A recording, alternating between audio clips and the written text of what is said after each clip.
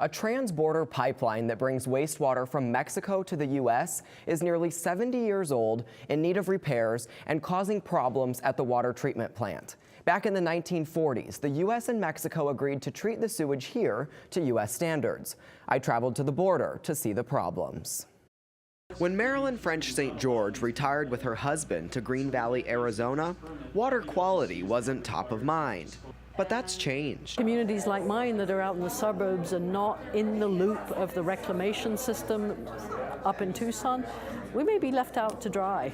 That worry brought her to a packed public meeting in Tubac on the health of the Santa Cruz River. It's coming from Mexico and Nogales, Arizona. This is one supply of the river's lifeblood, a wastewater treatment plant in Rio Rico, Arizona. 14 million gallons of wastewater are treated here every day, adding up to more than 5 billion gallons a year.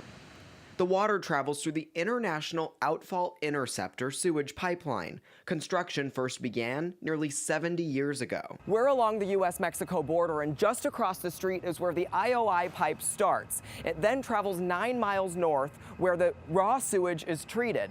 Then, the wastewater is sent into the Santa Cruz River. Last July, the pipe broke, spewing millions of gallons of raw sewage and toxic heavy metals into streams that feed the Santa Cruz River.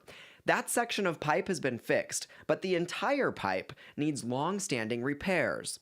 There are plans to line the pipe with fabric coated in special resin. The cost, almost $25 million.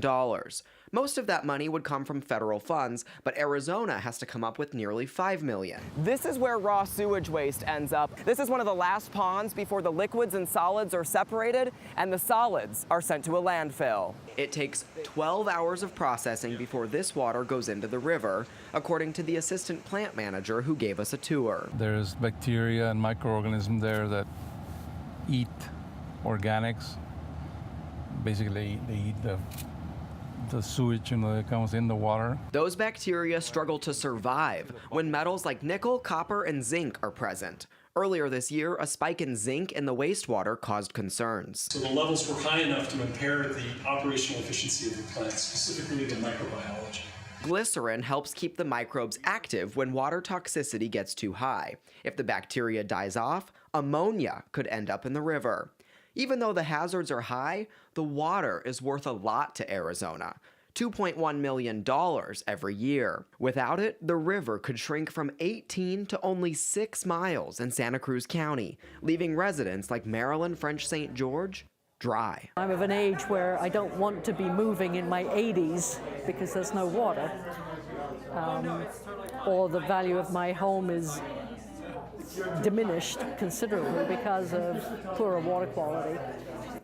As for taking care of the metals in the water, officials are looking for options to either certify labs in Mexico to test and monitor metal levels there. Otherwise, a U.S. lab may have to step up and support the effort to ensure compliance. The local funds to repair the pipe still aren't available.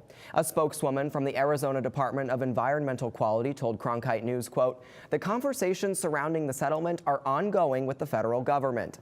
ADEQ remains engaged with local communities and stakeholders as the process continues. But there's no word on when those negotiations will wrap up."